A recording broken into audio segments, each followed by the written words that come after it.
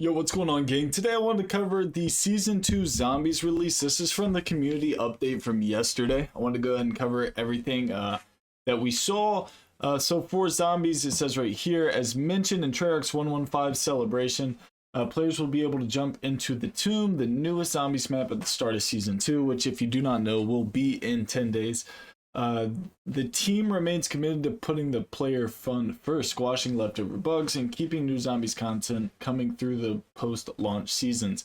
In addition to change tracking and per mode HUD preset settings, Zombies QOL, you will have basically a HUD per mode. Like, you'll have your HUD for multiplayer, and then if you want a custom HUD for Zombies, you can have that as well. They will not change each other, which I think is really, really cool. Each game mode's going to be able to get their own thing. AFK kick loadout recovery. If a player is kicked for going AFK in a co-op game, they'll now have their loadout essence and salvage restored when joining.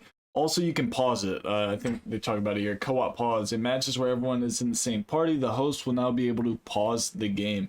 This is big. This is something they had in Cold War. I was a big fan of it. I think it's nice to be able to pause a match, kind of recoup, revamp, re-strategize, and then get back into it. So I'm glad that they saw that that was like a very viable thing to have, and they're going to do it. There's a couple other adjustments we didn't talk about yesterday as well. These are going to be the Warzone updates. We'll just pair Zombies and Warzone together here. It says, let's talk about Season 2 Call of Duty for Warzone. We made the decision to prioritize focus on gameplay tuning, adding more QOL, and addressing ongoing bugs. This means that in order to deliver meaningful improvements to our players, new content originally planned for Season 2 has been shifted to create bandwidth to address foundational issues. These improvements won't come all at once, rather they'll be staggered across the season, and with quite a few quality of life changes coming mid-season.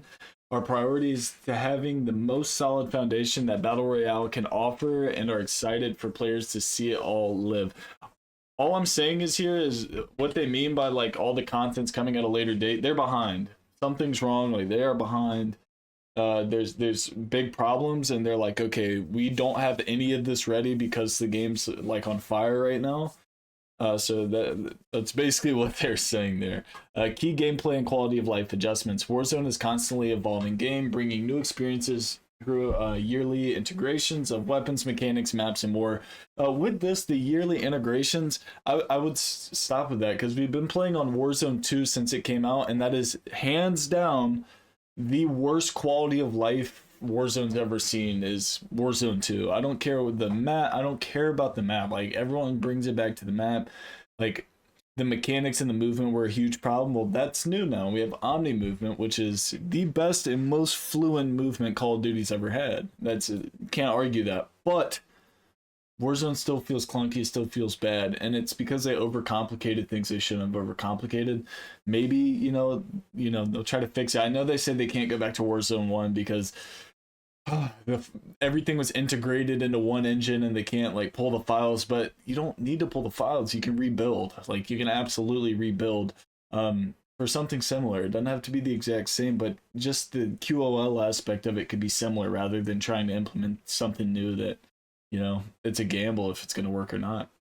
Reload speeds are faster now for all weapons, anywhere from 5% to 20% depending on the weapon class. Reduced penalty when sprint fire, jumping 35 to 10%, and increased jump ADS speeds by 25%. The intent is to find the middle ground of being able to pull off jump shots without being in the meta movement strategy. That's cool.